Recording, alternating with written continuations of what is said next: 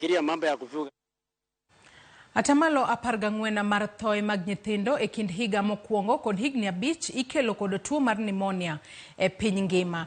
Pneumonia e tuo ma otelo e nego nyithindo ma kwan gi romo 700,000 higa ka higa. Mane oyange kod director maduong' mar migao mar thieth Dr. Patrick Amoth manoloso e kinde twak mane okelo kanyakla jony kanyo mag sekta mar thieth motelo ne dhialo odiochieng' kedo gi tuo mar pneumonia juma manyien. Amoth okoni gi koth goula masani chwe, chido kod fundruok mar kama ji odake nyayo landruok mar pneumonia. Okwayo nyamrerwa manyicha omiteko kod piny owacho mondo beda kicha kendo tim limbe e mier mar rango ngima nyithindo. July 2022, Samburu, Narok, Isiolo, Masabit, Tana River. Child is sick is very important, very crucial for reducing the child deaths. That as a global community, we have a problem. That one particular condition can account for more than 2.5 million deaths.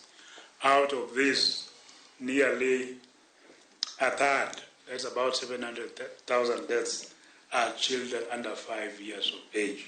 Pneumonia remains the leading infectious cause of death in children under 5 years. Yet we have the tools and solutions to be able to change this narrative. And they're simple tools. They are not rocket science tools. Simple, from breastfeeding to immunization to hand hygiene and sanitation, preventing air pollution, and simply educating our mothers on the danger signs to look for and good health-seeking behavior.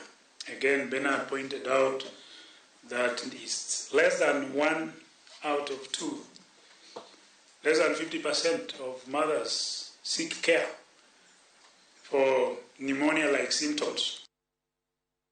Jatend migao mar